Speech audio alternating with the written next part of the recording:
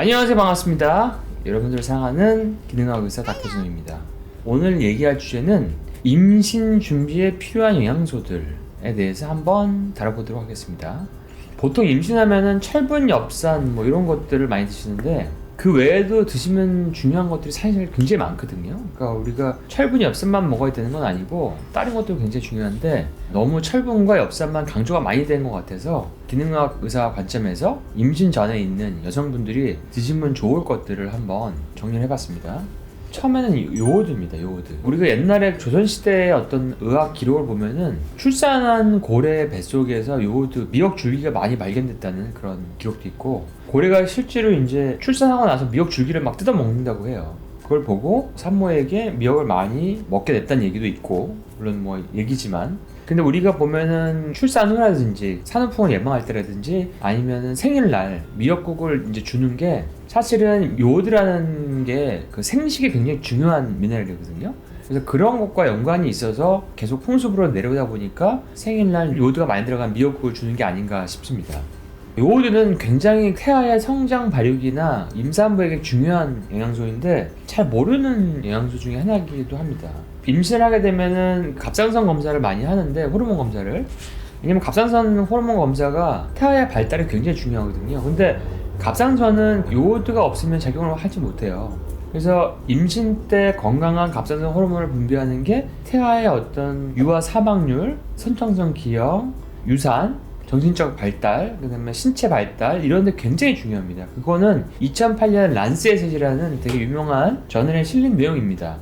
그래서 임신 중에 요오드 결핍이 일어나면 아이들의 IQ가 많게는 15까지도 떨어집니다. 제가 다른 영상에서 얘기한 적이 있는데, 그래서 원래는 이제 가장 좋은 거는 임신하기 몇 달 전부터 요오드가 충분한 음식을 먹는 게 좋고, 아니면 영양제로 보충하는 것도 좋고, 그 다음에 임신하는 도중에도 초반에는 태아가 성장 발달할 때 요오드가 많이 필요하기 때문에 요오드를 드시는 게 되게 중요합니다.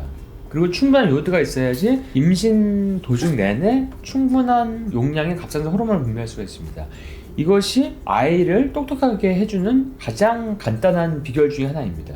그리고 이제 임신이 잘 안 되는 분들도 요오드가 도움이 되는데, 수정 전에 그 배란할 때 갑상선 호르몬이 관여하거든요. 그때 갑상선 호르몬을 잘 활성화시키는 게 이제 요오드이기도 하죠. 근데 검사를 해보면 요오드에 대한 결핍이 상당히 많습니다. 우리나라 사람들도. 우리가 알고 있는 일반 요오드 검사는 갑상선만을 위한 단일요 검사로 하는데, 사실 우리 몸 전체가 다 요오드를 필요로 하거든요. 자궁, 난소, 전립선, 근육, 지방 이런 데서 다 요오드를 필요로 하는데 위장에서도 필요로 해요. 뇌에서도 필요하고. 근데 그런 요오드를 보는 전체 요오드 검사를 해보면은, 제가 옛날에 했던 그 기록을 보면은 거의 한 전 국민의 85%가 요오드 결핍이 있고요. 그 다음에 갑상선 말초 전환장애라고 하는 일반 혈액 검사에서는 나타나지 않는 갑상선이 호르몬이 분비이 잘 되긴 하는데 간에서 대사가 안 돼서 말초까지 안 가는 말초 전환장애가 굉장히 많습니다. 여성 중에 거의 한 30-40%는 있다고 볼 정도로 굉장히 많습니다.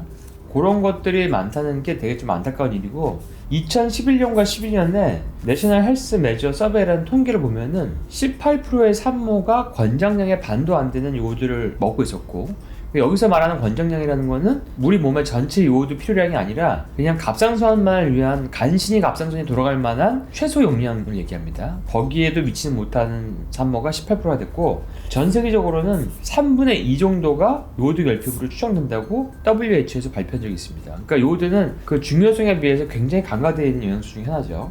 호주의 타스매니아 대학 연구팀이 250명의 산모를 대상으로 한 연구에서는 산모들을 보니까 요오드 섭취량을 50% 이상은 올려야 한다라고 하는 결과가 나온 적도 있습니다. 이게 이제 임신 전이나 임신한 도중에 먹는 게 굉장히 필요하고 아이들의 두뇌 발달에 필요한데, 산모들이 너무 요오드를 안 먹고 있다는 얘기예요. 요오드가 들어간 음식을 적게 먹고 있다는 거예요. 사실 이런 것들이 이제 산후에 생기는 아이들의 발달이라든지 두뇌 장애의 원인이 될 수가 있다, 이렇게 나온 적이 있습니다. 그 다음에 여러분들이 다른 영상에서 보셔서 아시겠지만 요오드가 요즘에 굉장히 많은 브롬 독소, 중금속 이런 거 검색어보면 굉장히 많이 나오거든요. 근데 이런 것들을 빼는 역할을 하죠. 브롬이라고 하는 거는 요오드랑 비슷한 할로겐족 독소인데, 이게 요오드를 대체해가지고 갑상선 저하증을 일으켜요. 그리고 피로감도 일으키고, 그 다음에 뭐 기면증, 낮에 졸려온 것도 일으키고, 암도 일으키고. 이 브롬이 많으면 남자들은 정자 생성이 잘 안 되고 호르몬들, 테스토스테론, 성장 호르몬, 부신 호르몬, 코티졸 농도가 떨어지게 되거든요.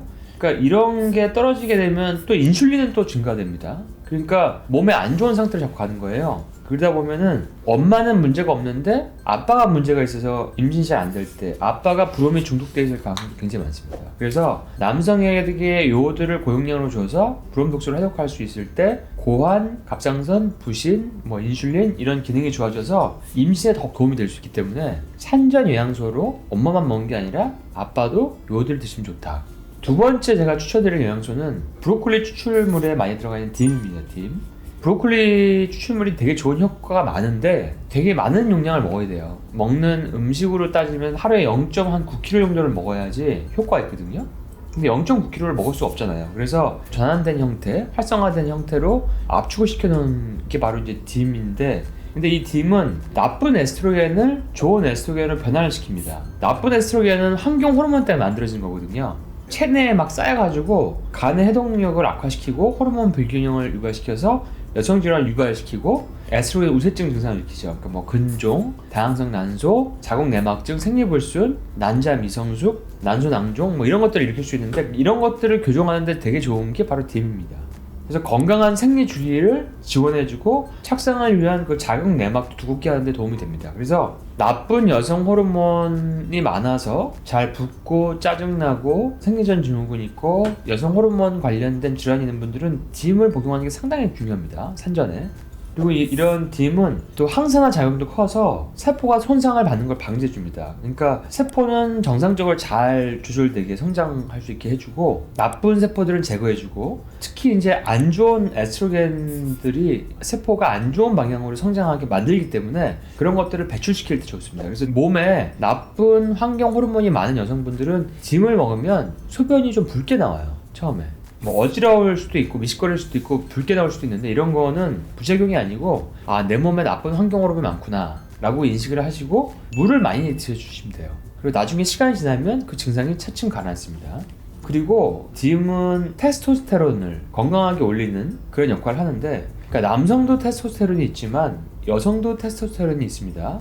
여성에서 남성 호르몬이 너무 낮으면 활력이라든지 에너지, 성욕 이게 떨어지고 근력 저하, 다이어트 실패, 여성 호르몬과 관련된 여성암, 루푸스 같은 여성에게 호발될 수 있는 자가면역 질환 같은 게 잘 생길 수 있습니다. 그래서 기분이나 성욕, 체지방 감소를 원하시는 분들도 딤 성분이 굉장히 도움이 될 수 있습니다.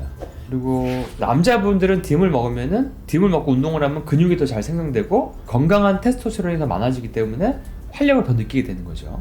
그래서 이제 딤은 남성, 여성에 다 도움이 된다. 그리고 세 번째는 활성형 엽산입니다. 산전에 활성형 엽산은 너무나 중요하죠. 근데 엽산만 먹어가지고는 도움이 안 될 수도 있어요. 그거는 앞에 제가 호모시스테인 영상에서도 얘기했지만 우리나라 통계만 봐도 정상적으로 엽산 대사를 하는 사람이 한 반 정도밖에 안 됩니다. 그러니까 유전적인 문제가 상당히 많거든요.